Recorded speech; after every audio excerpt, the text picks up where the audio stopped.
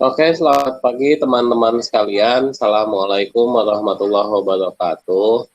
Saya akan mulai perkuliahan Metopen kali ini ya teman-teman. Saya awali dari sini. Baik, dari pengecekan tugas yang minggu lalu, ini saya mencatat ada 16 orang yang sudah mengerjakan ya, sudah mengumpulkan maksudnya, dan kemudian ada 3 orang yang belum mengumpulkan ini ya. Kalau yang bersangkutan ini ada di sini, maka saya berharap tolong tanggung jawab dari teman-teman sekalian.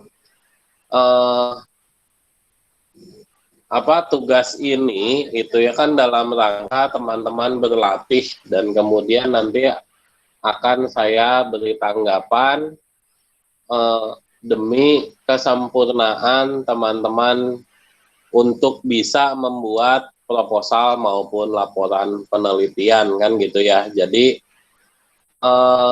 mohon tanggung jawab dari teman-teman sekalian ya untuk bisa bekerja ya, menyempatkan diri membuat tugas tersebut. Ya, mohon ya teman-teman sekalian ya. Kemudian berikutnya saya akan menyampaikan dulu review dari yang saya contohkan di sini. Ini punyanya Sari teman-teman sekalian. Ya.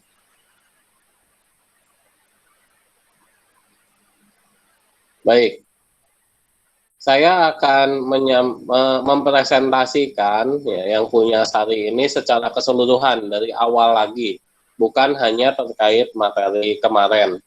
Harapannya nanti teman-teman bisa mendapatkan masukan yang terus-menerus, sehingga teman-teman punya wawasan yang semakin baik dalam hal membuat proposal tugas akhir ya, begitu. Kenapa saya pilih punya Sari? Ya karena Sari ini yang mengumpulkan pertama kali ya. Jadi saya menggunakan prinsip FIFO untuk memberikan koreksinya. Kita mulai dari halaman pertama di bab ya di sini di bab 1 ya. Di bagian latar belakang teman-teman sekalian, ini saya melihat ya teman-teman masih belum mengimplementasikan pembuatan kalimat yang efektif ya, kalimat yang singkat, kalimat yang efektif. Artinya teman-teman masih tergoda untuk menuliskan kalimat yang panjang-panjang. Kalimat yang singkat itu nanti kalau teman-teman buat kalimat yang singkat, keuntungannya adalah maknanya juga menjadi detail, bukan maknanya menjadi fokus ya teman-teman sekalian ya. Mohon maaf, Fajar, terganggu nggak dengan suara mesin diesel? Tidak Pak, tidak. Enggak ya, bersih suara saya. Oke ya sudah. Ada yang nyalain mesin diesel di depan. Oke. Nah, contohnya misalkan ini ya. Kalimat pertama ini setelah saya baca ya tidak terlalu panjang banget sih ya, cuma 2 baris seperti ini. Tapi kalau saya baca, ini kalau tanda koma di sini itu diganti dengan titik, itu malah lebih enak. Kalimat yang saya blok ini dipisah menjadi 2 kalimat ya. Industri kecil di Indonesia biasanya bercorak job shop, titik. Dikasih sedikit penjelasan teori nggak apa-apa ya untuk memberikan pemahaman pada yang baca apa itu job shop.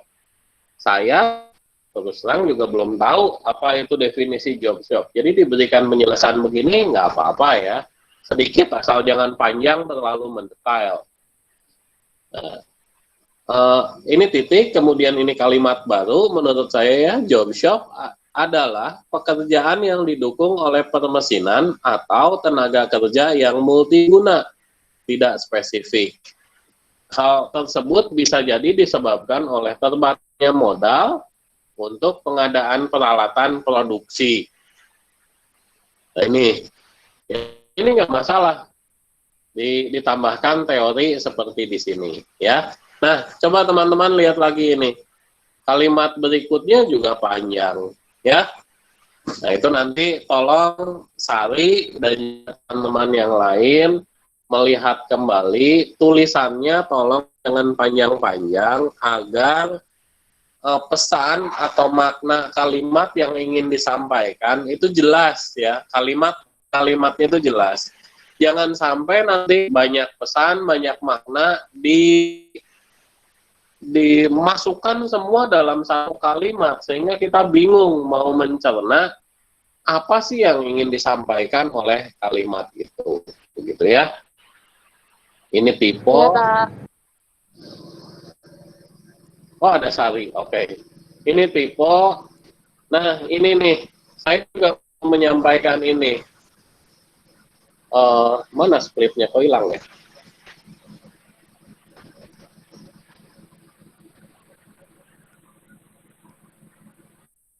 Coba lihat ini ya. Pertama, oke. Pertama, saya nggak tahu kalau dari Word saya ini ya, begitu saya klik ini, semuanya ini itu kelihatannya dimasukkan ke dalam Mendeley. Itu satu ya, nanti akan saya bahas. Kedua, ini tulisannya kan berarti dalam hidayah. Artinya, Sari itu membaca tulisan yang dibuat oleh hidayah ini ya. Ini mudah-mudahan betul nama belakangnya Hidayah. Kalau kita lihat di sini, ini ada kurang ya, harusnya H-nya ini H besar ya. Hidayah, S titik Nur. Ini saya nggak tahu nih, kayaknya ini Sari melakukan kesalahan yang harusnya tidak boleh dilakukan. Terutama ya untuk sekualitas Sari kok masih melakukan kesalahan seperti ini. Jadi nama depan, nama belakang ini mungkin belum, sorry. Nama depan, nama tengah ini belum diperbaiki lagi ya. Harusnya tidak seperti ini. Kemudian ini judulnya juga belum diinputkan. Masa judulnya tugas akhir? Apa ada judul tugas akhir ya? Ini judulnya belum diinputkan oleh Sari. Yuk sekali lagi tolong teman-teman ketika menginputkan data gitu ya ke delay ya diperbaiki, dikompliti sesempurna mungkin ya teman-teman ya. Jadi judul kan bukan ini apa namanya? Ini ada URL-nya, oke. Kalau tugas akhir itu ada dari prodi apa, fakultas apa, institusi apa, itu belum dimasukkan, ya. Di situ dulu, nanti masih ada lagi yang akan saya sampaikan terkait daftar pustaka. Kak Aci mau nanya. Silahkan, sorry, boleh. Berarti untuk judulnya itu kita ketik sendiri? Maaf, saya nggak kedengeran.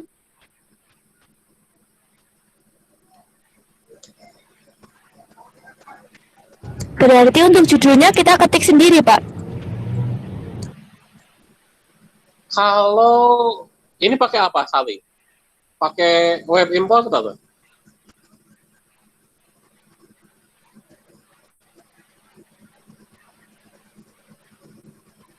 Sali? Input ke Mendeley-nya pakai web importer atau diketik manual? Di input manual maksudnya?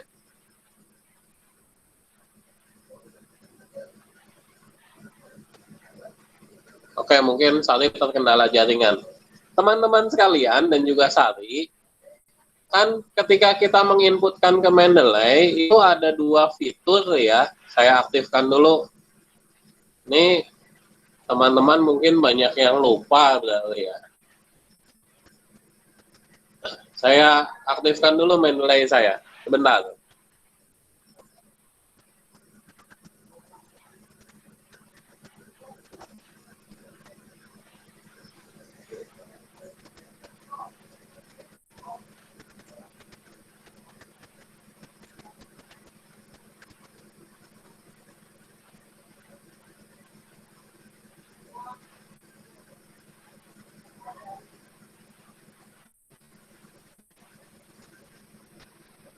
Oke, kelihatan ya ini sudah Mendeley-nya ya. Teman-teman sekalian, ketika kita menginputkan referensi ke dalam Mendeley, kan ada dua fungsi yang bisa kita gunakan ya. Kita bisa pakai di sini, menginputkan secara manual. Saya tampilkan dulu ya kalau input secara manual ya. Siapa itu?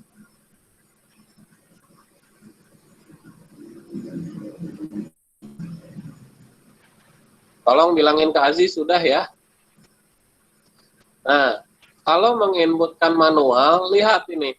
Ini kan title ya kita input secara manual. Author, jurnal, ini kalau jurnal ya. Nanti kalau tipenya yang lain silahkan menyesuaikan. Paling tidak kan kotak-kotak isian yang ini itu kan teman-teman isi semua kan.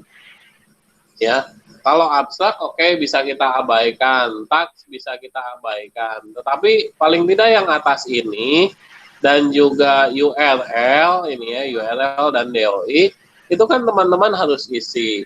Itu kalau kita gunakan fasilitas input manual, add entry manual. Ada juga cara yang lain, yaitu kalau kita pakai browser ya. Nah, kalau di browser dan teman-teman sudah menginstal fasilitas atau plugin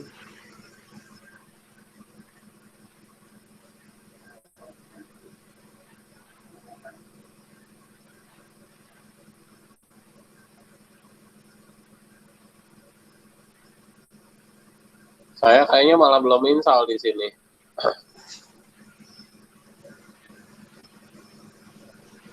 Oh, kok ter-disable?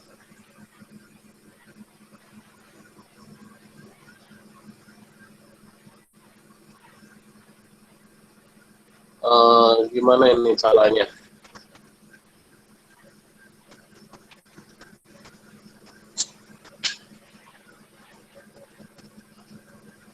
Ya, jadi kalau teman-teman pakai Mendeley Web Importer di sini, ya,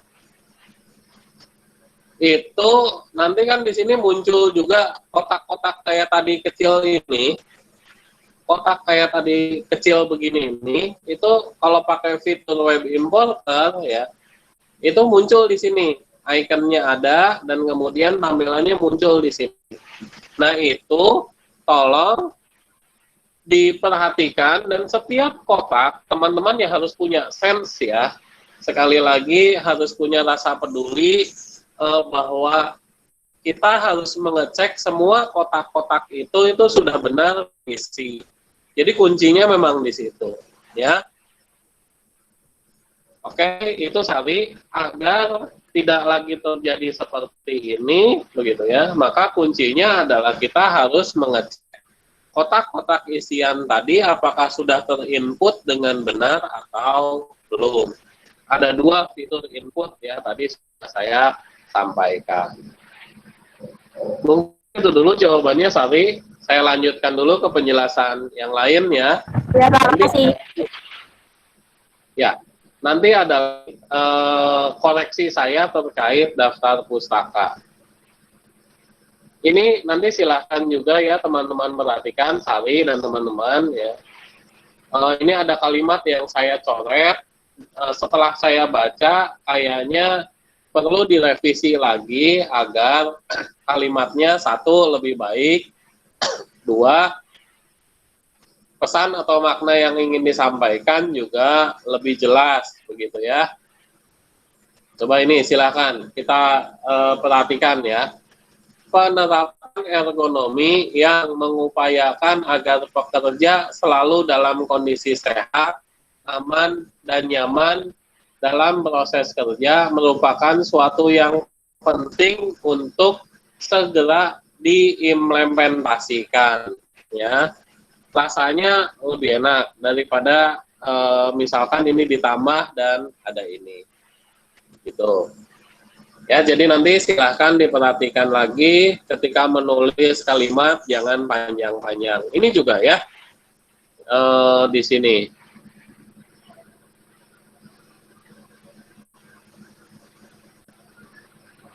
Oke, saya mau memperlihatkan juga ya. Ini ada kalimat yang saya nggak tahu Sari kopas atau ketika menuliskan tidak dibaca lagi.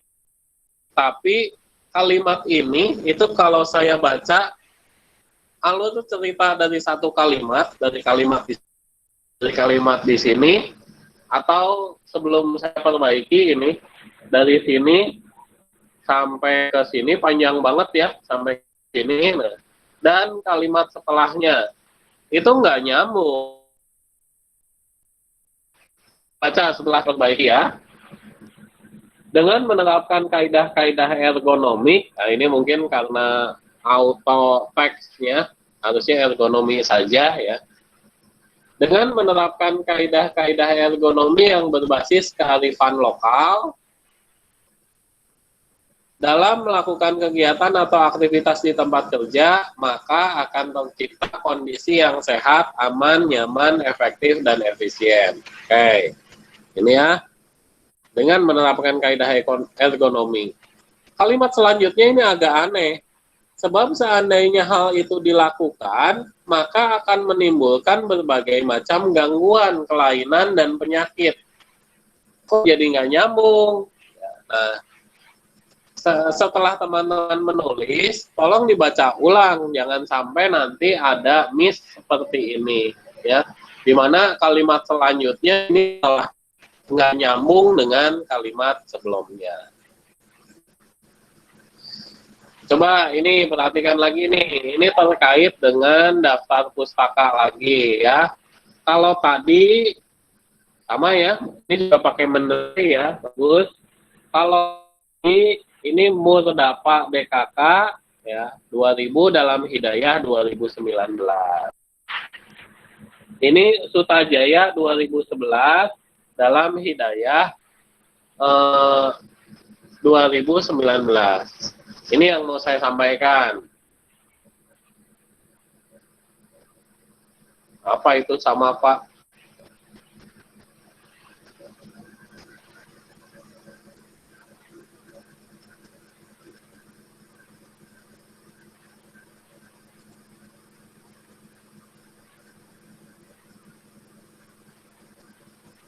Sari itu membacanya skripsi buatan Hidayah 2019. Tapi Sari mengambil tulisan dari Sutajaya dan Murdapa. Kalau cuma satu kali, ya nggak apa-apa kayak begini. Kayak tadi misalkan Murdapa dalam Hidayah. Tapi kalau berulang-ulang kayak begini, ya itu nggak elok, Sari dan teman-teman. Itu artinya teman-teman ya harus berupaya semaksimal mungkin untuk mencari referensi-referensi primer yang digunakan oleh Hidayah. Jadi Sari ya baca punya Hidayah sebagai panduan umat, tapi referensi yang kemudian juga karena banyak begitu ya yang dipakai, referensi yang dibaca oleh Hidayah dan dimasukkan di situ, Sari dan teman-teman itu harus berupaya semaksimal mungkin mendapatkan tulisan primer tersebut. Kalau sudah dapat, citasinya ke sini aja.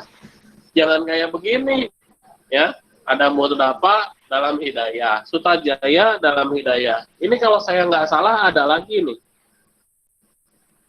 Kalau saya nggak salah ada lagi, jadi ada 3 kalau saya nggak salah. Oh enggak ya, cuma 2 ya. Nah, jadi jangan sampai banyak begitu ya teman-teman ya. Sari ya. Kalau ada 2, Ya, Pak. kalau ada 2 ya, nah, cari referensi primernya itu, langsung disitasi ke referensi primernya. Dan sekali lagi saya ingatkan, kita sudah pakai Mendeley, sudah dibantu, maka kotak-kotak isian itu teman-teman harus peduli. Ya, contoh misalkan di sini, ini juga nih. Ini belum Sari perbaiki yang Hanafi ini, belum Sari edit lagi. Kok saya tahu belum diperbaiki? Tidak mungkin nama universitas dicetak miring. Ya. Jadi ini artinya penulisan Universitas 11 Maret ini itu tidak berada pada kolom yang pas. Kalau dia ada di kolom yang pas, maka yang dicetak miring adalah nama jurnal yang paling mungkin ya. Nama jurnal itu dicetak miring. Tulisan skripsi, tugas akhir, tesis, disertasi itu cetak miring. Kalau enggak, berarti kalau bukan itu, kayak gini, berarti ini kotaknya itu tidak diisi dengan benar. Ini juga nih 110 ya bisa ya cuman 1 halaman doang. Tapi biasanya ini nanti 110 sampai berapa begitu ya. Ya Sari ya, teman-teman yang lain juga. Jadi tolong saya Ya, Pak. jangan sampai hal tersebut dikoreksi oleh dosen-dosen penguji. Itu bukan hal urgent yang dikoreksi ya. Kalau itu sampai dikoreksi, itu menandakan bahwa kita kurang peduli dengan tulisan kita ya, sehingga kita asal-asalan dalam mengerjakannya. Itu yang disampaikan, itu yang ditangkap oleh dosen-dosen penguji ya. Kita asal-asalan gitu. Jangan sampai dosen penguji itu menilai kita seperti itu. Oke, itu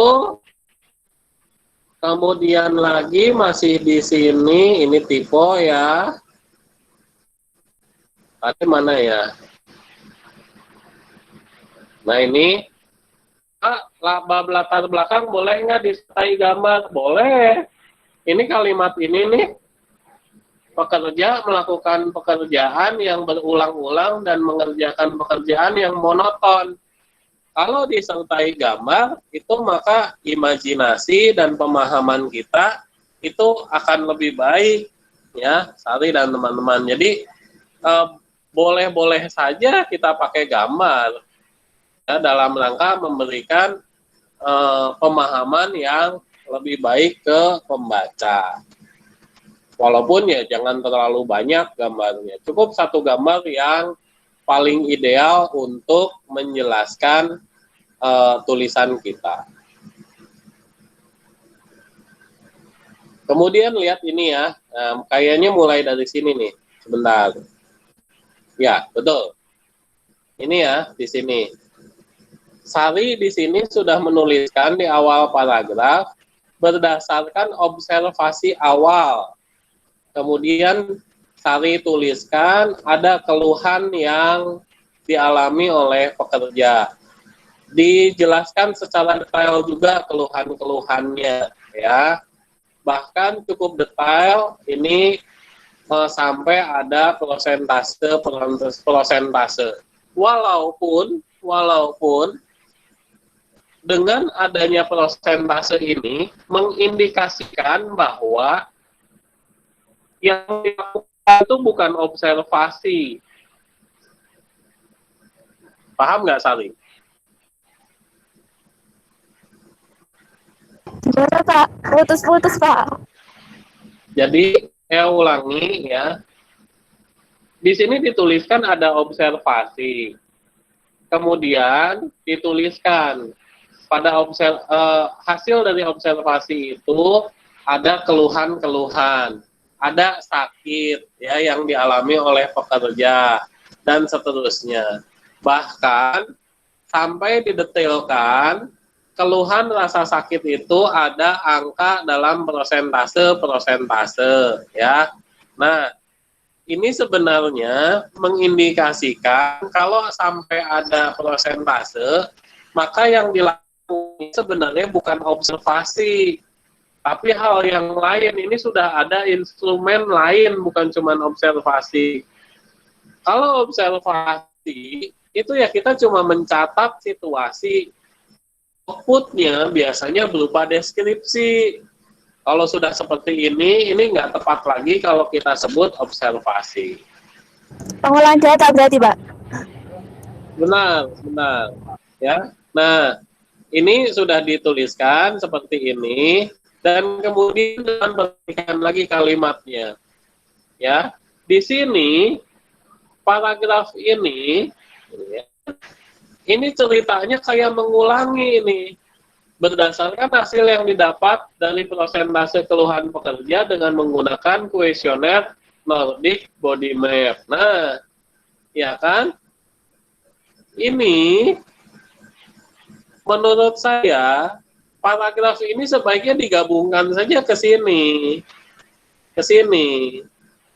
Jadi ceritanya ya observasi, Sari juga menggunakan instrumen kuesioner Nordic Body Map, sehingga cerita dua paragraf ini digabungkan saja agar tulisannya nggak terasa kok ini ngulangi lagi ya, padahal ini udah ditulis sebelumnya.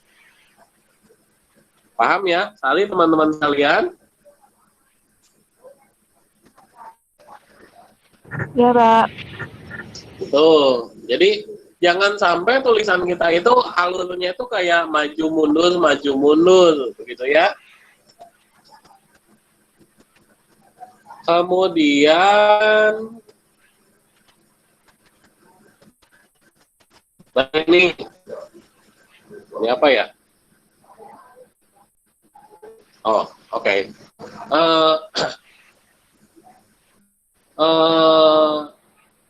Mana ini ya? Jadi begini. Ini saya colek kenapa? Karena di sini Sari itu mau menyebutkan penelitian sebelumnya yang dilakukan oleh Hanafi ya. Kalau ini Hanafi itu kan artinya bukan beberapa peneliti kan, cuma satu ya. Jadi cukup saja tulisannya penelitian sebelumnya yang dilakukan oleh Hanafi kurung buka. Nah, kurung bukanya di sini ya, Sari dan teman-teman. Gitu cara menuliskannya. Penelitian sebelumnya yang dilakukan oleh Hanafi, kurung buka 2010, menyebutkan apa yang mau disampaikan. Ya. Nah, ini banyak sekali koreksi dari saya karena ya ini mau mengantarkan apa sih di tulisan kita? Tunjukkan saja outputnya. Misalkan begini ya, menyebutkan bahwa, nah ini nggak usah juga nih menurut saya. Judulnya nggak usah ini. Nah gini ya, menyebutkan bahwa metode Rula itu mampu memperbaiki postur kerja. Gitu aja. Metode Rula mampu memperbaiki postur kerja. Kemudian tunjukkan pula ya hasil yang signifikan dari situ kan, ini mau mendukung nih, mau biar ada biar ada dukungan bahwa pernah ada penelitian sebelumnya yang juga sama dengan digunakannya metode Rula, maka terjadi penurunan resiko cedera. Nggak perlu terlalu detail, langsung saja tunjukkan. Dengan adanya perubahan posisi kerja pada aktivitas Nah, ini kalimatnya juga nggak nyambung ya. perlu diperbaiki ya. Intinya kan mensupport terjadi penurunan resiko cedera pada punggung dan leher. Gitu ya. Jadi teman-teman perlu belajar menulis lebih efisien lagi. Ini juga nih ya, nggak perlu dituliskan. Cukup sampai di sini. Ini artinya kita cari dukungan berdasarkan referensi sebelumnya, begitu ya. Tuh, kalau yang lain sudah oke. Nah, sekarang saya mau berpindah ke bab 3 dan penjelasannya. Ada yang mau ditanyakan dulu, Sari dan teman-teman sekalian?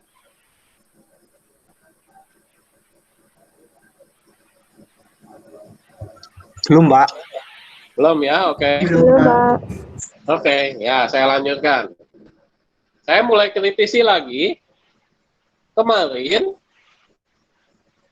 saya menyebutkan dan bahkan ada yang tanya ya kemarin, Pak, kalau flowchart itu apakah harus pakai software tertentu atau kita buat pakai apa gitu kan ya, ada yang tanya ya. Jawaban saya, pakai apapun boleh, asalkan kualitasnya bagus. Ketika kita cetak, terlihat bahwa jelas bisa kita lihat.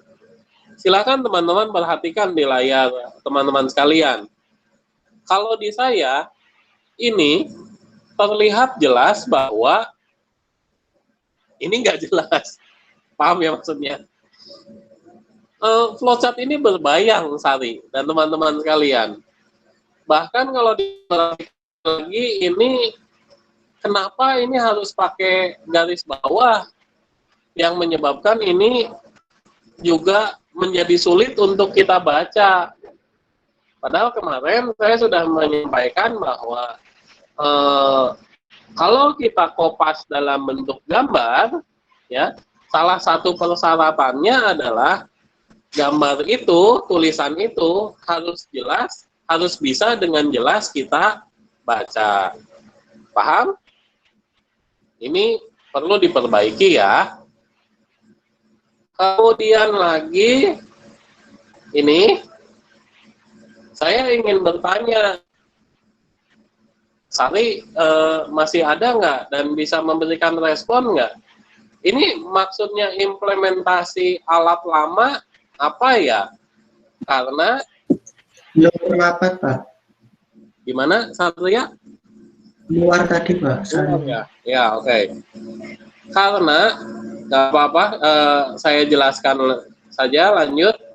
Karena ini kan flowchart penelitian, ya. Dan ketika saya baca penjelasannya, ini, ya kita baca ya. Alat pembuat gerabah lama diuji cobakan terhadap 8 pekerja. Ini ada beberapa yang janggal dari satu kalimat ini. Pertama, ini salah tulis ya, diuji cobakan itu tidak ada spasi di dempet, ya. Itu satu. Kedua, kenapa itu disebut diuji cobakan? Bukankah selama ini si 8 pekerja ini menggunakan alat pembuat gerabah yang sudah ada? Alat pembuat gerabah yang sudah ada itu dalam proposal ini kita sebut alat pembuat gerabah lama. Karena judulnya kita akan melakukan redesign, kan gitu ya. Jadi kenapa kalimatnya dituliskan diuji cobakan?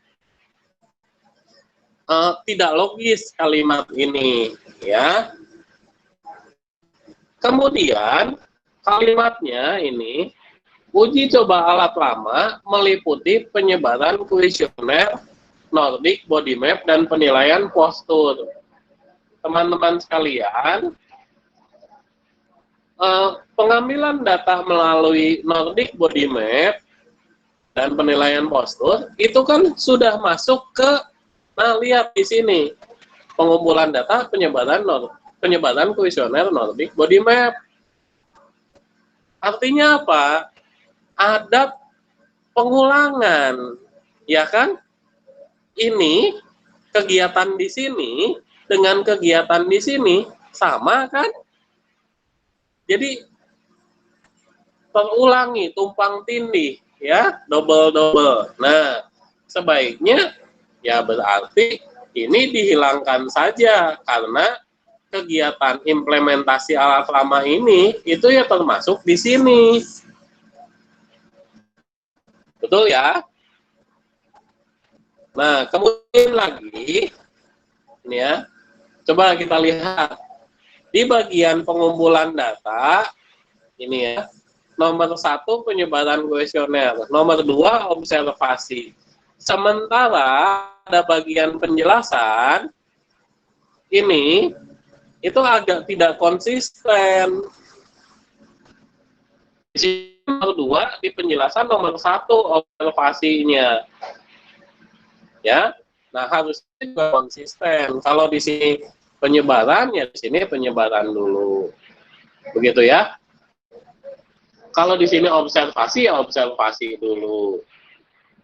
Mungkin ya kalau saya usul dan berdasarkan pengamatan logika saya, kayaknya nomor 1 itu observasi dulu. Observasi itu misalkan untuk mendeskripsikan situasi di stasiun kerja, ya.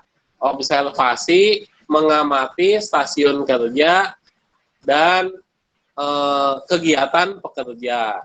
Tuh nomor 1-nya. Nomor 2, penyebaran kuesioner Nordic Body Map.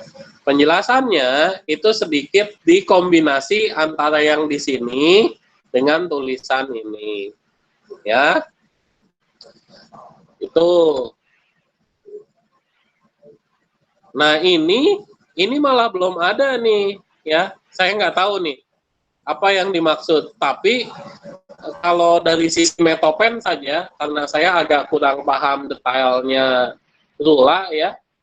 Kalau saya pandang dari sudut pandang Metopen saja, nomor 2 dan nomor 3 yang saya blok ini itu tidak ada di bagian pengumpulan data. Ini juga akan menjadi pertanyaan nanti ya ketika ujian. Kok nggak konsisten antara flowchart dengan penjelasannya? Ya, terlebih di sini ini belum ada juga penjelasan. Ini kan hasil penilaian dengan instrumen apa? Ini pasti akan ditanyakan, ya. Nah, ini pasti akan ditanyakan. Pun ini juga sama, ini kan mendapatkan. Artinya kita akan menggunakan suatu instrumen untuk mendapatkan level alternatif itu. Ini akan ditanyakan, ya. Kita lihat pengolahan data. Oke, di pengolahan data di sini pakai metode Lula. Langkahnya nomor 1, mengambil sampel dari siklus. Mengambil sampel postur.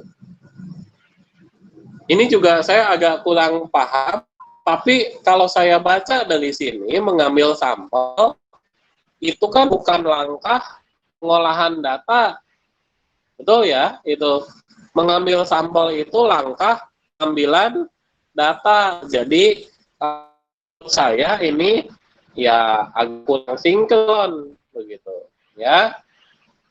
Nah, di penjelasan sudah baik ini ya. Ini penjelasannya sudah baik. Saya sudah beri nilai. Tapi di sini, ini juga saya agak kurang paham nih. Yang harusnya menjelaskan kalian. Tapi, coba kita logikakan. Ini kan kotak pengolahan data. Apakah di kotak pengolahan data juga melakukan langkah-langkah perbaikan? Ya, kalau ini saya tinjau dari sudut pandang Metopen, ini agak kurang sinkron, agak kurang logis, tidak pas. Di kotak pengolahan data kok ada langkah-langkah perbaikan. Paham ya teman-teman ya? Kalau dari sudut pandang Metopen, ya pengolahan data ya pengolahan data. Kalau langkah-langkah perbaikan itu setelah kita melakukan pengolahan. Kan gitu logikanya.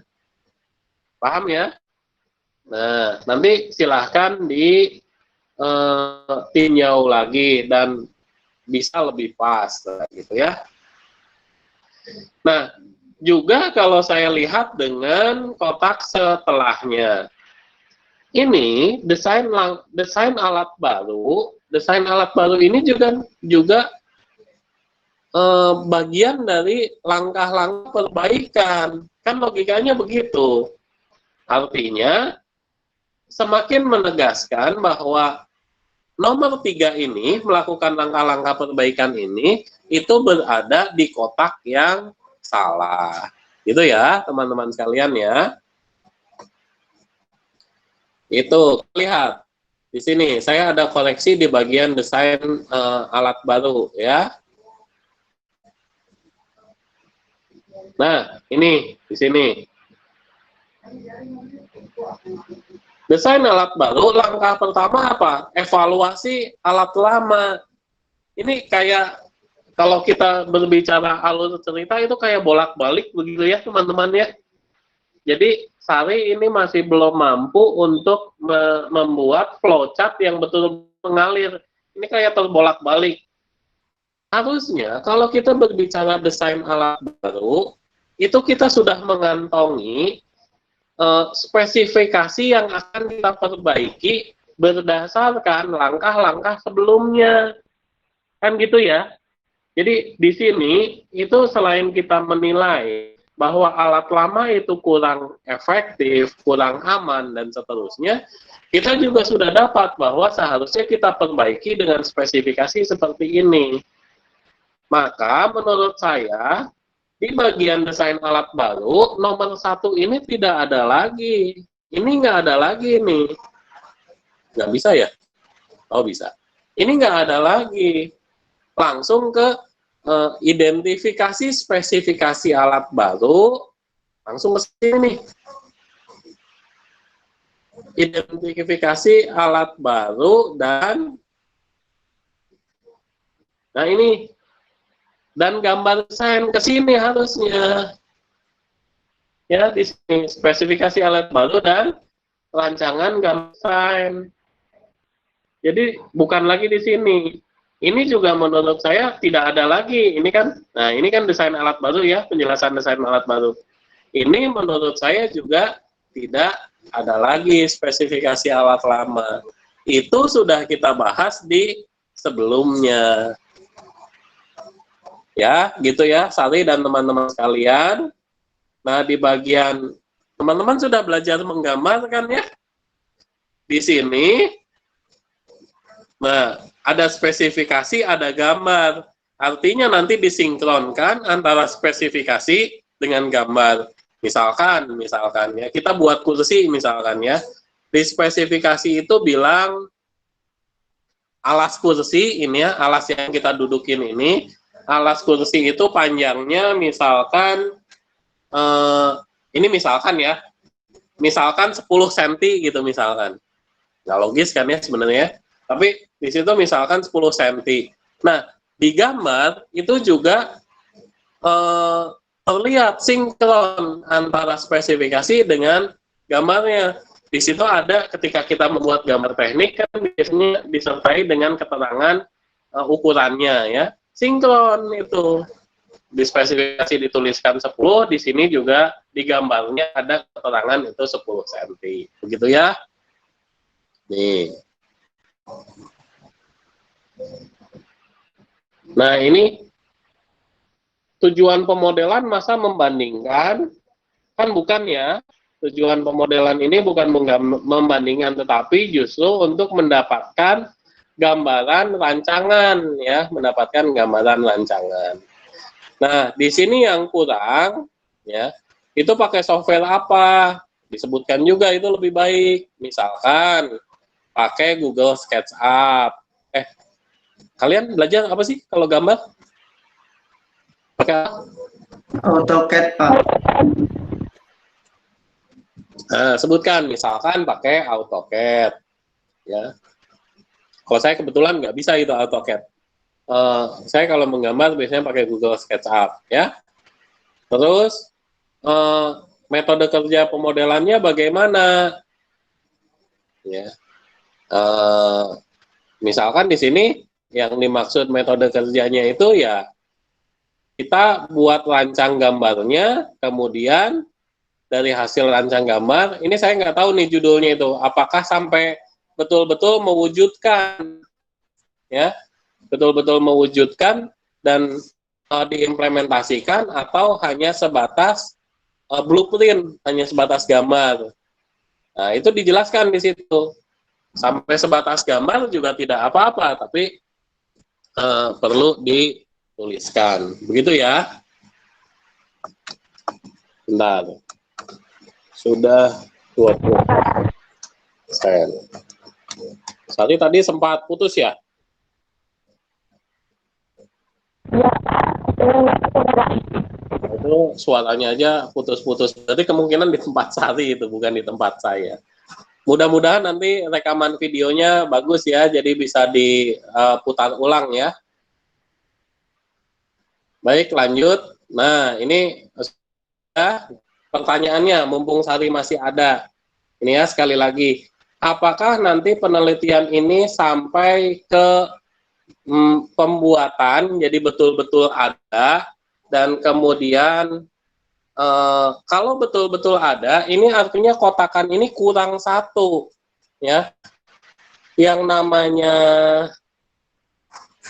namanya kita seorang industrial engineer itu kan menerapkan alat baru. Kalau sudah menerapkan alat baru kan kita pengen mencapai satu nilai efisien atau efektif tertentu. Artinya perlu ada evaluasi implementasi alat baru gitu. Nah, kalau betul sampai menciptakan berarti itu harus ada tuh evaluasi. Atau kalau cuma sampai sekadar gambar, nanti Sari dan teman-teman khususnya ketika ujian hasil ya, ujian hasil itu teman-teman perlu memikirkan kalau ditanya bagaimana teman-teman bisa tahu alat yang kalian sodorkan itu lebih baik, lebih efektif untuk diimplementasikan. Itu teman-teman harus bisa jawab. Ya, paham ya? Itu tuntutan dan tuntutan dan yang diinginkan dari penelitian kita pasti akan ditanya ke arah sana. Apakah betul yang kita rancang itu lebih baik untuk diterapkan, ya? Itu. Oke. Ada pertanyaan teman-teman sekalian?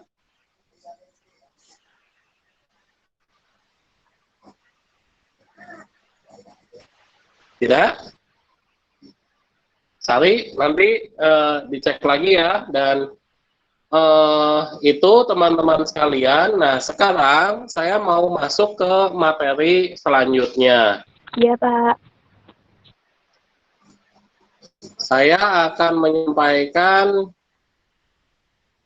hubungan benang merah antara bab 1, bab 2, bab 3, bab 4, dan bab 5. Ya. Itu benang merahnya akan saya paparkan sekarang ini. Mudah-mudahan tidak ada WA dari Bu Erni ya, mudah-mudahan.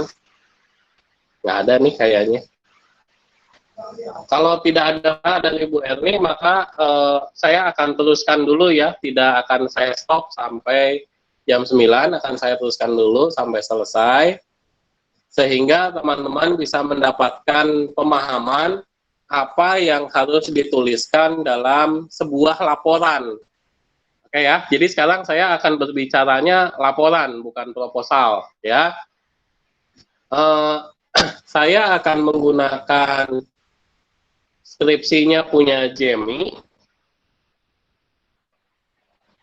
kakak kelas kalian ini, angkatan golden kalau menurut saya. Apa yang dimaksud angkatan golden? Angkatan ini 3 orang, ya.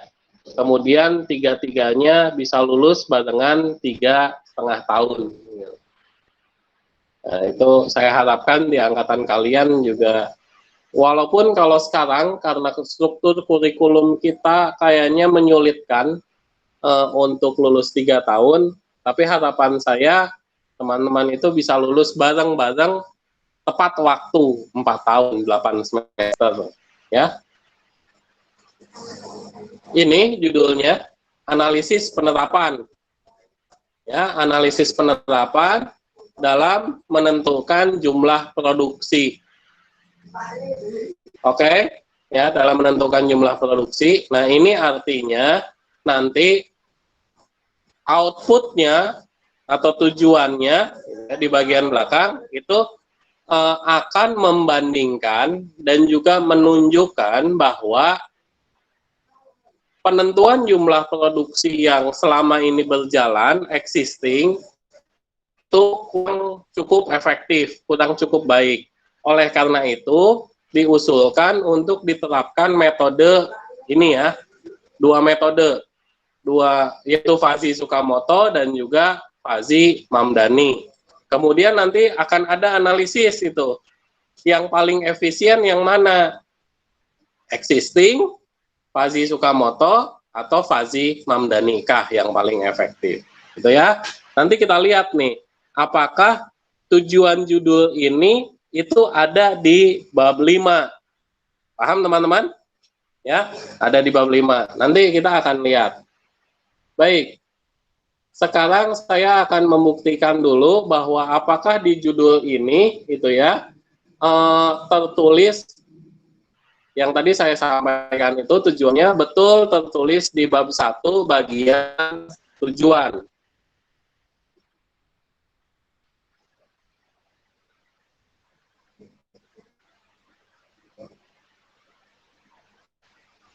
Kita lihat dulu rumusannya, ya. Apakah metode Fazzi Sukamoto dan Fazzi Mamdani itu mampu merencanakan produksi yang lebih baik dibandingkan perencanaan produksi saat ini? Itu satu, rumusan masalahnya. Yang kedua, metode apakah yang lebih efektif dalam perencanaan produksi? Dilihat dari persentase efektivitas penurunan jumlah sisa roti.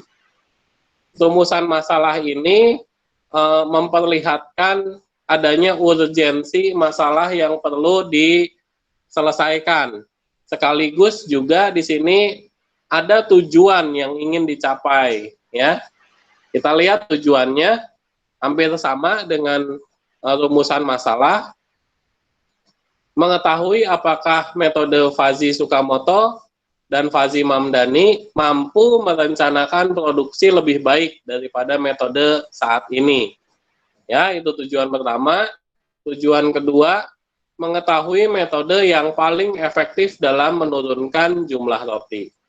Jadi, sampai sekarang, sampai saat ini, itu terlihat dengan benar benang merah antara judul, rumusan, dan tujuan. Ya. Nah,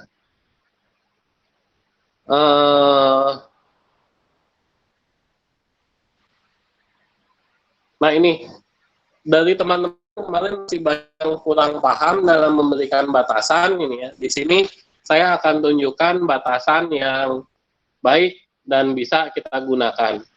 Teman-teman coba bayangkan yang namanya pabrik roti. Ini tadi belum saya sampaikan, ya, di sini. Oke, saya sampaikan dengan lisan saja, ya. Pabrik roti ini sudah punya 3 cabang.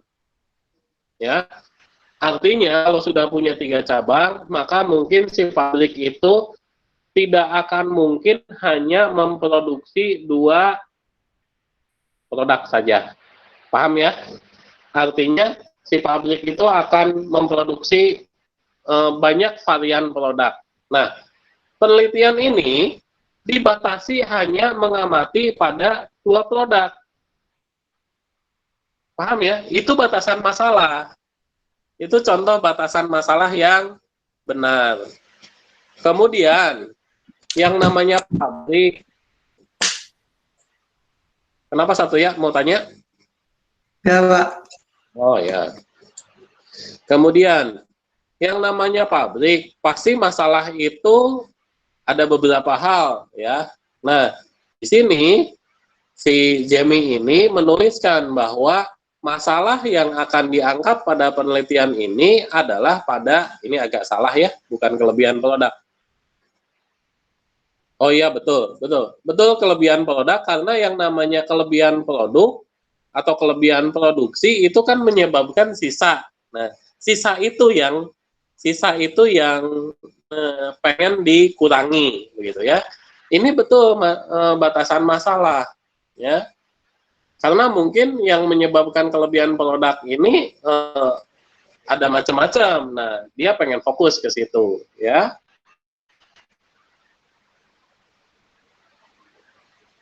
Terus dari situ saya akan lompat dulu ya teman-teman sekalian ya.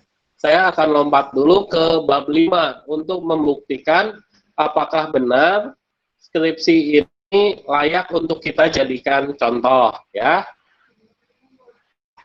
Karena benang merah itu harus kita bangun dan harus kita tunjukkan dengan baik ya. Kebablasan saya. Oke, nah kita lihat bab 5-nya. Tadi kan teman-teman masih ingat ya, antara antara judul, rumusan masalah dengan tujuan. Nah, sekarang bab 5-nya. Ada 2 kesimpulannya. Ya. Dan kalau teman-teman masih ingat, tadi rumusan masalahnya juga ada 2. Rumusan masalah yang pertama itu mempertanyakan apakah metode Fuzzy Tsukamoto terbukti benar ya. Nah, di sini jawabannya, sebentar, saya split Windows saja biar teman-teman punya bayangan.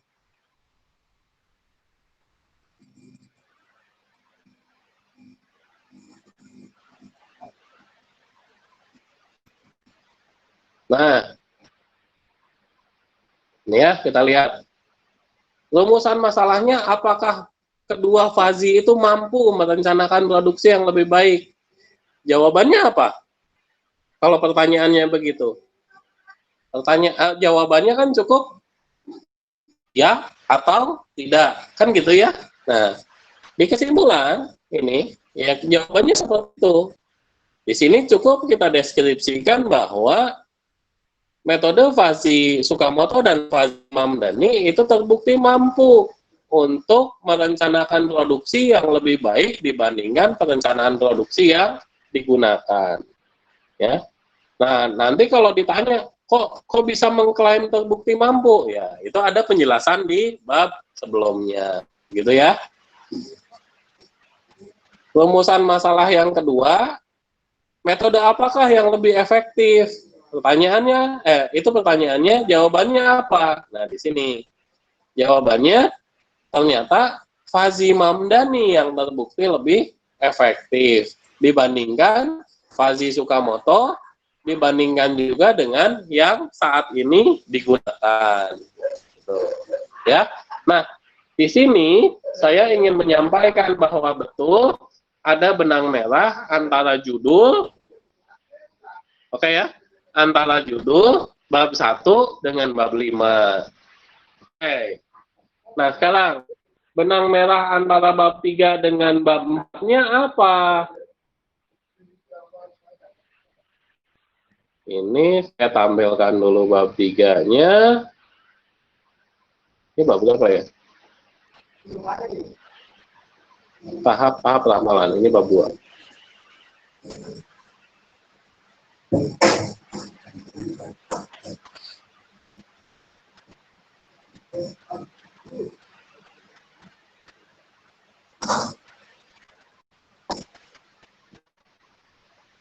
Ya. Ini bab 3-nya ya. Nah, ini flowchart penelitiannya. Bisa Sari dan teman-teman bandingkan flowchart ini itu lebih jelas daripada punya sari tadi ya. Jadi ini yang saya maksudkan, yang penting itu jelas ketika di print tidak berbayang tajam gitu. Ini yang saya maksudkan di sini ya. Ini kemudian ini lihat ada pengumpulan data ya.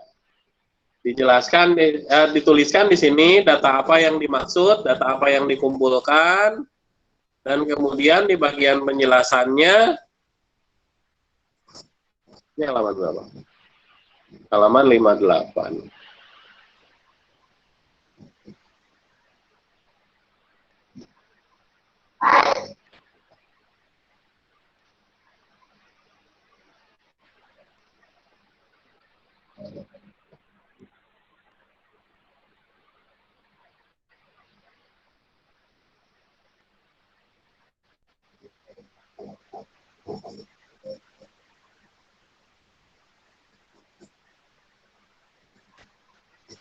Laptop saya sudah mulai melambat ini.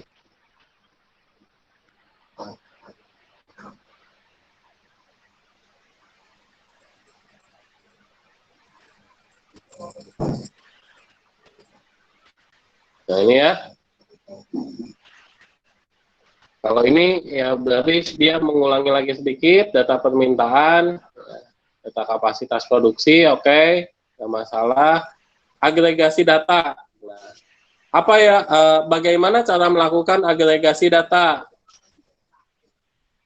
Ini ada sedikit penambahan ya, sumber datanya.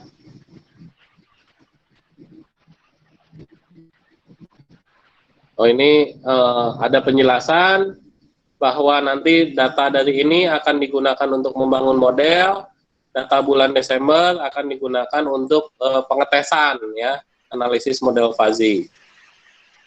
Nah, ini bagaimana cara melakukan agregasi? Agregasi itu kan terkait peramalan ya. Nih, sebelum dilakukan peramalan maka perlu dilakukan agregasi data ya. Gimana caranya?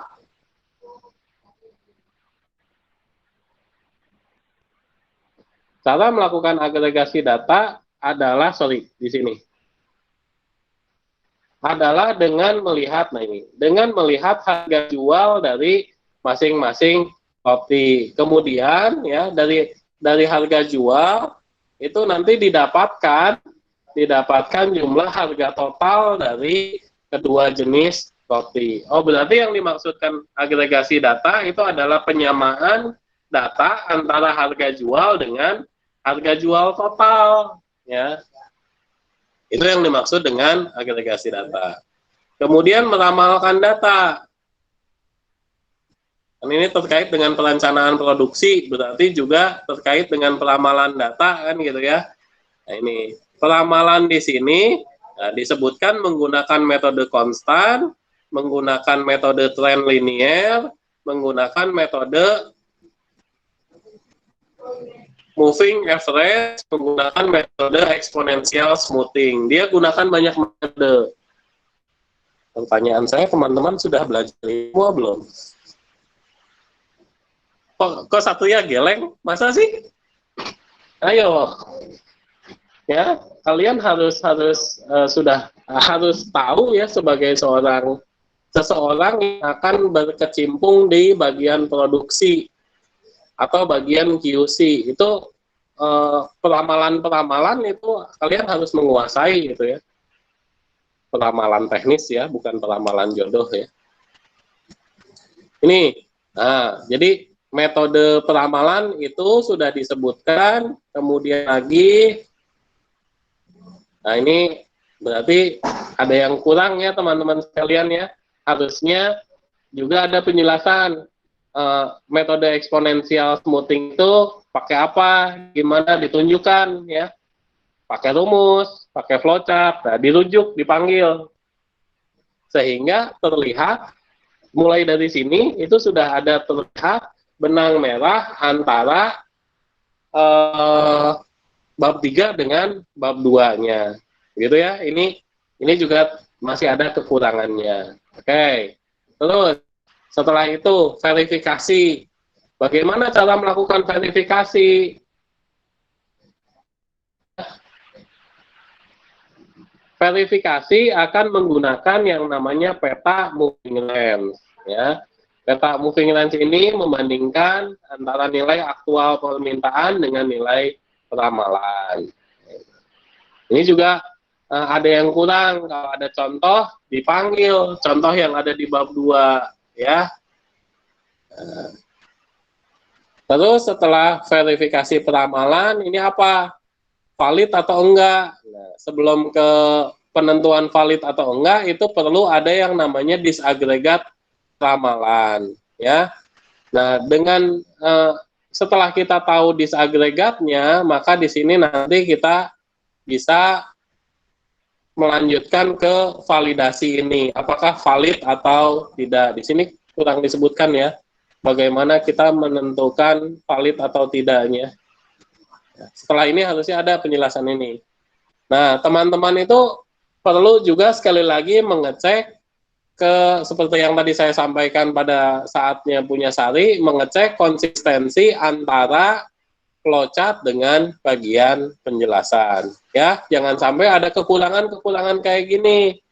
Nah, ini beruntung ini berarti mungkin pada saat ujian, pada saat sebelum tanda tangan itu ini sudah lolos ini ya.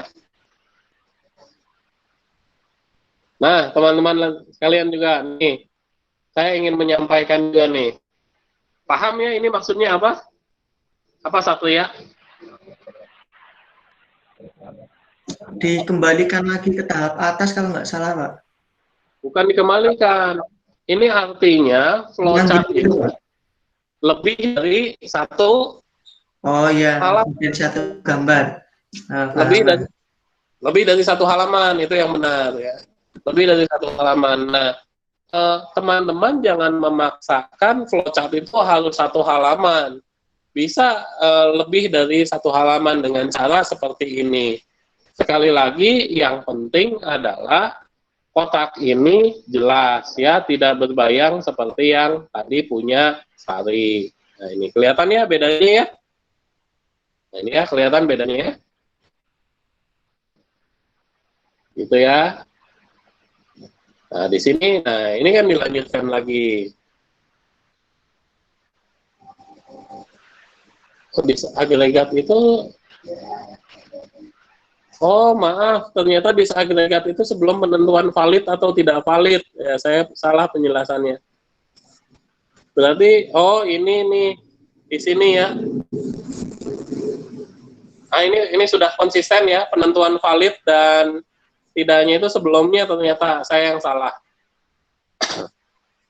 Data dikatakan verified jika, nah ini sudah dituliskan ya, berarti kita melihat adanya penyimpangan BKA dan BKB. Tahu BKA dan BKB?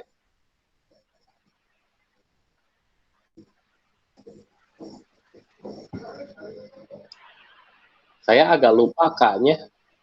Tapi itu pokoknya terkait batas atas, batas bawah yang penting, Pak. Iya, K-nya apa? Kalau batas atas, batas bawahnya saya juga tahunya itu ya. Tapi K-nya apa itu? Nah, terus ternyata disagregat di sini betul ya, konsisten ya. Setelah verifikasi disagregat caranya dikembalikan ya ke satuan semula, kemudian perhitungan fazi langkah pertama pembangkitan ya. Nah di sini harusnya kita bisa melihat kaitan antara bab 3 dengan bab 2. Perhitungan langkah pertama pembangkitan bilangan fazi, betul ya, ini ya, konsisten. Di sini disebutkan terdapat dua variabel yang nantinya akan dibangkitkan, yaitu variabel permintaan dan variabel persediaan. Nah, lihat nih. Kedua variabel itu akan dihitung dan dibangkitkan menjadi bilangan fazi menggunakan rumus 1 sampai 8. Bisa lihat benang merahnya? Kelihatan ya harusnya ya. Aduh, ada WA dari. Oke.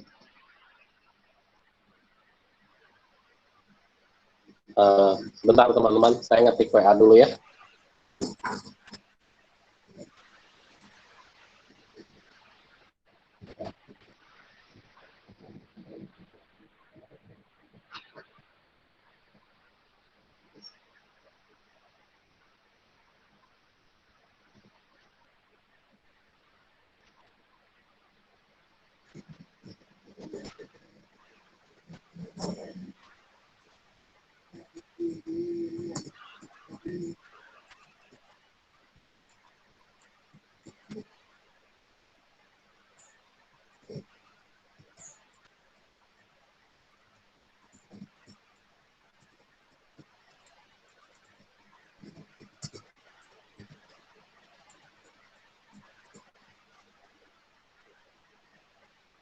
Baik, saya lanjutkan teman-teman sekalian.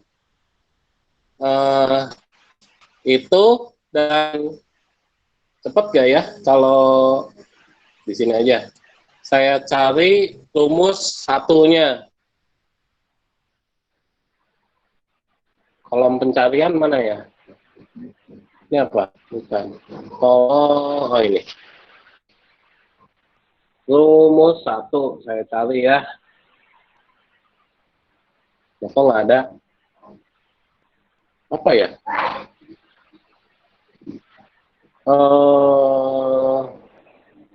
Tadi apa namanya? Pembangkitan bilangan Fuzzy. Bangkit bilangan Fuzzy. Kok nggak ada? Pembangkitan.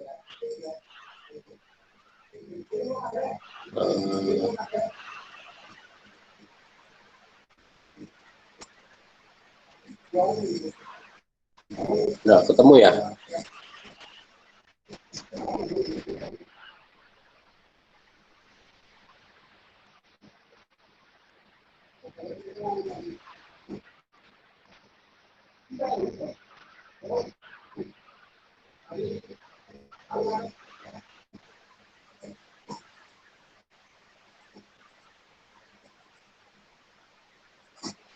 Nah ini rumus 42 ya. Nah ini kita cari ya. Oh ternyata dia nggak pakai kata rumus ya, cuman titik-titik.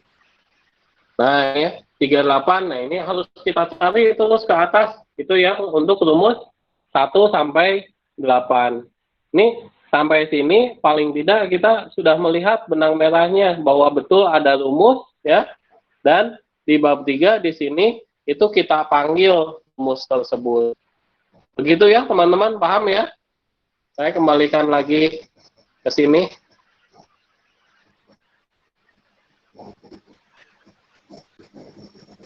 Jadi pada intinya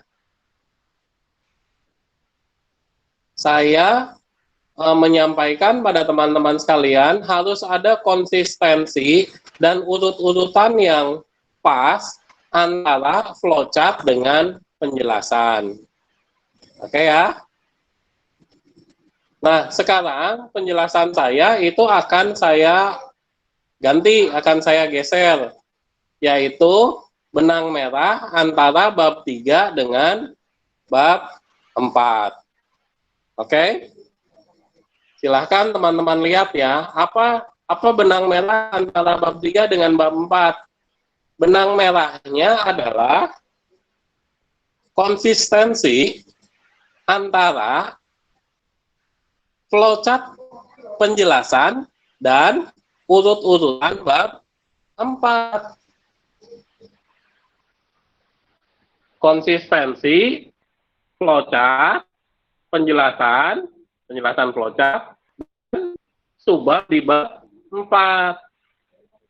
Bisa dipahami ya teman-teman sekalian ya?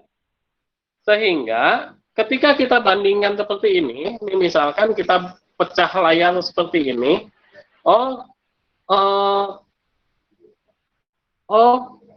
berarti nanti langkah pertama yang akan saya dapatkan di bab 4 adalah tampilan data. Ya, tampilan data seperti ini. Nah, ini kita lihat ini, apakah yang saya jadikan contoh ini sudah benar, sudah ada benang merah antara bab 3 dengan bab 4-nya. Pengumpulan data ya, jenis data ya. Di sini dia menyisipkan sedikit data umum perusahaan, ya karena mungkin pada saat itu buku pedomannya berbeda dengan yang kita pakai ya. Jadi data perusahaannya masuk di sini. Nah ini tadi ya, saya menyebutkan ada 3 cabang, ternyata ada di sini, bukan di bab 1. Ya teman-teman sekalian, sudah benar, sampai di titik ini, ada benang merah antara bab 3 dengan bab 4. Ya. Dia menyampaikan data permintaan dan juga data produksi di sini. Nah, tolong teman-teman perhatikan juga ini. Ada hal yang bisa kalian tiru ya. Data produksi pasti kita akan melihat tabel kan. Nah ini ya, lihat tabel ya. Yang namanya tabel pasti panjang. Coba teman-teman lihat di sini. Nah, pada bab 4 kita bisa melakukan strategi tidak perlu menampilkan tabel yang sedemikian detail. Perhatikan ini. Data permintaan ini gitu ya. Tadi data permintaan ini berapa lama? Kalau saya tidak salah 5 bulan atau 6 bulan. Data permintaan September sampai November. September, November, 2 bulan September, Oktober, November, 3 bulan ya. 3 bulan. Berarti kan panjang tuh. 90 baris paling tidak ya. Nah, di sini teman-teman lihat.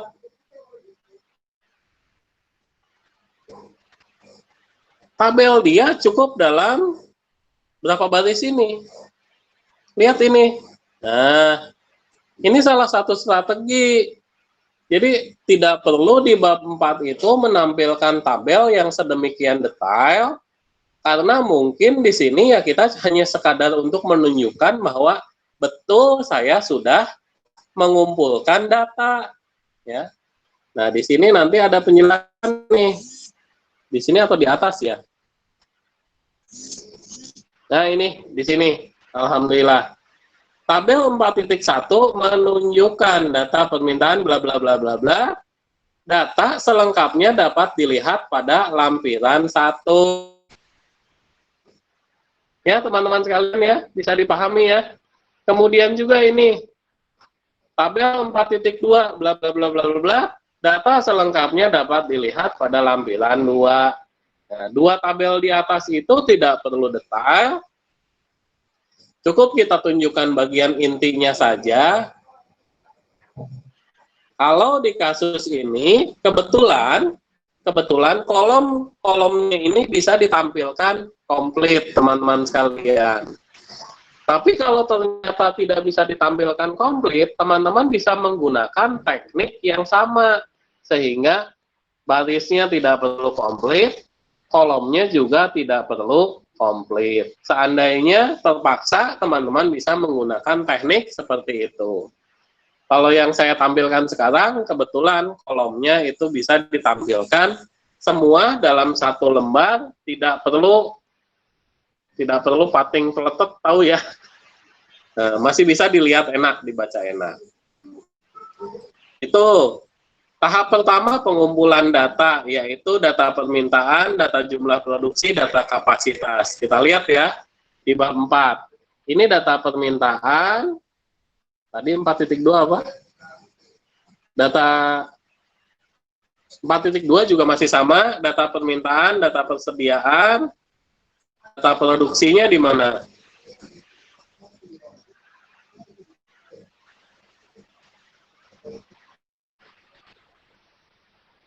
Kayaknya ini data produksinya.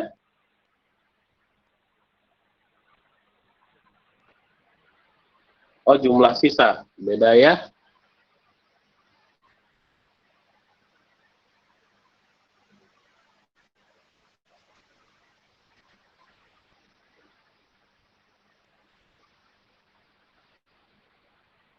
Atau ini data produksi mungkin ya, bisa jadi. Data kapasitas produksi tadi berarti sudah disebutkan juga. Oh, ada di sini. Ya. Kemungkinan di penjelasan tadi ya, itu sudah disebutkan. Setelah penyebutan data, ini kan nggak perlu ya, kalau ini ya, berbeda ya. Selanjutnya adalah agregasi data permintaan. Nah, sampai titik ini, ya, kita melihat betul ada benang merah antara bab 3 dengan bab 4. Konsisten ya di sini ya. Agregasi, verifikasi juga kan tadi bagian dari sini ya. Agregasi, verifikasi, dan disagregasi. Bagian dari peramalan ya, bagian dari peramalan di sini. Konsisten ya teman-teman ya. Terus selanjutnya setelah agregasi, verifikasi, dan disagregasi, ini ya peramalan.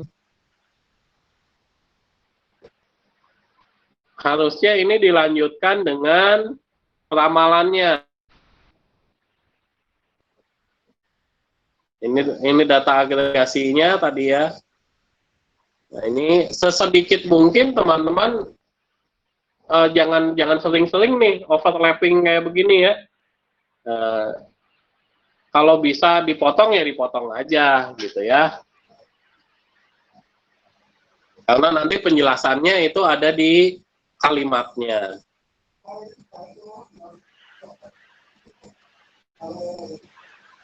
Ini. Nah, sekali lagi teman-teman, saya mau menyampaikan di dalam proposal maupun laporan kalian tidak boleh ada gambar dan tabel yang menjadi barang goib. Sekali lagi, tidak boleh ada tabel ataupun gambar ataupun flowchart yang menjadi barang goib. Apa maksudnya barang goib? Tidak ada penjelasannya seperti ini. Ya. Itu tabel, gambar itu harus kita rujuk menjadi bagian dari penjelasan di artikel. Begitu ya. Di sini setelah disagregasi peramalan. Nah, ini peramalannya ya tadi. Betul nggak? Nah, ya betul ini ya. Nih, sekalian berarti ini. Ini kan metode peramalan konstan, tadi tren linier, ini ya, nah lihat ini. Moving average, ya, dan seterusnya. Ini koreksi kesalahan peramalannya. Yang tadi untuk penentuan valid atau tidak valid, kalau saya tidak salah. Betul nggak? Kalau saya salah, mohon dimaafkan. Oh, ternyata untuk melihat akurasi. Untuk melihat akurasi metode peramalan ini ya, dengan melihat MAD, MSE, dan MAPE. Ini sudah betul ya. Tadi kan saya bilang bahwa ini ada sedikit kekurangan. Kekurangannya adalah tidak menyebutkan rumus yang dipakai, gitu ya.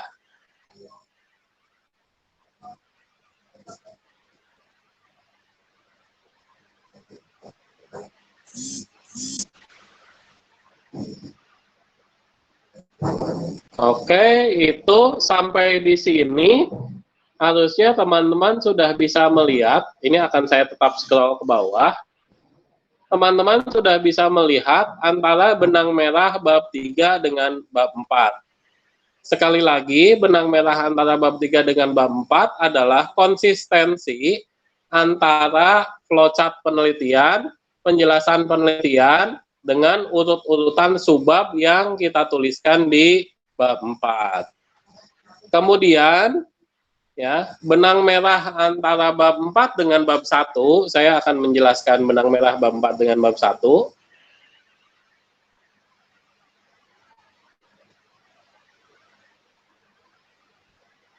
Bentar ya. Sampai saya scroll dulu sampai bagiannya.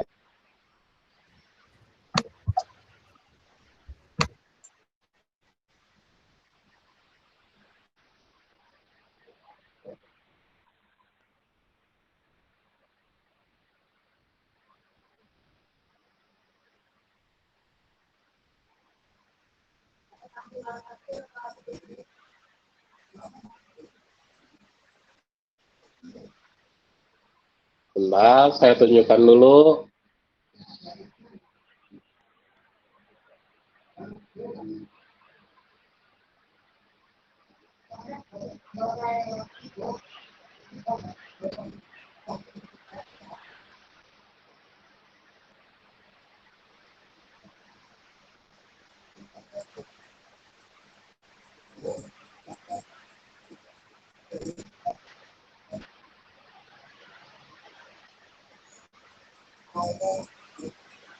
Cukup panjang ini penjelasannya ya.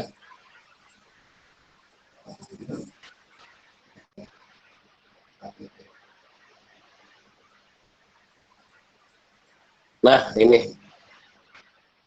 Korelasi antara bab 4, bab 1 dengan bab 5 adalah penjelasan teman-teman di bab 4 itu harus diarahkan ke menjawab tujuan dan juga rumusan masalah. Oke, ingat tadi ya, tujuan dan rumusan masalahnya itu kan mau membandingkan antara sisa produksi yang digunakan dengan metode saat ini, pakai metode Fuzzy Tsukamoto, pakai metode Fuzzy Mamdani. Nah, penjelasan di bab 4 ini itu diarahkan ke menjawab tujuan, rumusan masalah. Oke, ini di sini sudah terlihat bahwa dia berupaya untuk menegakkan benang merah itu. Ya, lihat di sini penjelasannya sampai menunjukkan diagram perbandingan jumlah sisa. Ini ya, ini sisa yang dengan metode yang saat ini dipakai. Ini pakai Fuzzy Tsukamoto, ini pakai Fuzzy Mamdani. Dari grafik ini ya kelihatan bahwa tadi tulisan di bab 5 poin kedua masih ingat ya. Nah, sekarang saya mau menjelaskan korelasi antara bab 4 dengan bab 5. Dari grafik ini kelihatan bahwa jawaban dia di bab 5, saya tampilkan di atas ya. Jawaban dia di bab 5 itu terlihat diambil dari sini, dari grafik ini. Ya. Yang tulisan tadi bahwa Fuzzy Mamdani itu lebih baik dibandingkan Fuzzy Tsukamoto, terlebih dari metode yang saat ini digunakan oleh pabrik.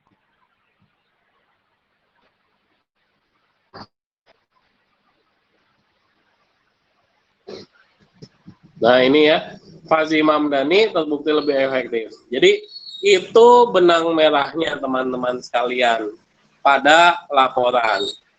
Bab 4 terhadap bab 2 terhadap bab 1, juga bab 4 terhadap bab 5. Sampai di sini, mudah-mudahan presentasi saya ini bisa memberikan kejelasan dan gambaran pada teman-teman sekalian bagaimana caranya membuat laporan skripsi yang baik dan bagaimana korelasinya antara setiap bab. Ada pertanyaan teman-teman sekalian?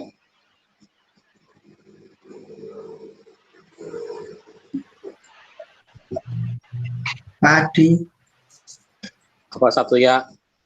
memastikan tadi Pak yang korelasi bab 4 sama bab 5 itu, jadi padanya yang sudah kita tuangin di bab 4 itu kita ambil sebagai kesimpulannya gitu Pak, atau gimana Pak?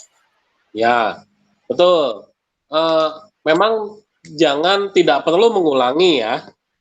Misalkan teman-teman lihat di sini, nomor 1 ini, ya. Kalimat ini nanti file ini akan saya sertakan di Google Classroom ya. Jadi teman-teman bisa membaca ulang. Kalimat yang ada di kesimpulan nomor 1 ini kan untuk menjawab rumusan masalah nomor 1 di bab 1. Tapi kalimat nomor 1 ini diambil dari bab 4, begitu kan ya. kalimat ini kalau teman-teman cari itu tidak ada di bab 4. Jadi kalimat ini adalah kesimpulan yang diambil dari gambar ini, dari penjelasan. Begitu. Itu hubungannya.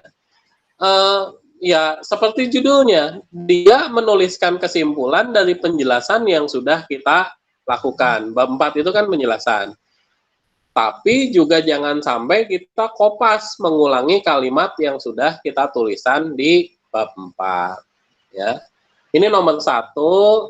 Nomor 2 ini ya, kalimat ini terbukti lebih efektif selain berdasarkan selain berdasarkan grafik, juga sebelumnya pasti ada tabel, ya, tabel yang menyatakan poin-poin ini nih. Nah, efektivitas seperti ini ada, itu pasti, ya. Nah, ini ternyata ya. Nah, gitu. Jadi yang kita ambil ya inti kesimpulannya saja, Satria. Oke, itu jawaban saya. Ada pertanyaan lagi teman-teman sekalian?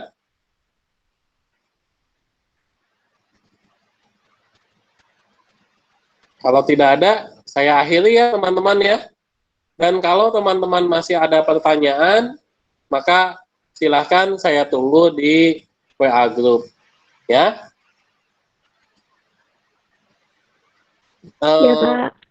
Oke, ya. Jangan lupa presensi ya. Saya belum menuliskan di Google Classroom-nya. Setelah ini nanti akan saya lengkapi Google Classroom-nya. File ini akan saya upload, video rekaman ini juga mudah-mudahan tidak ada kendala dan bisa langsung saya upload di Google Classroom. Ditunggu aja kabarnya ya. Saya akhiri teman-teman sekalian. Selamat pagi. Assalamualaikum warahmatullahi wabarakatuh. Waalaikumsalam warahmatullahi wabarakatuh. Waalaikumsalam. Makasih Pak Adi. Makasih juga. Sama-sama.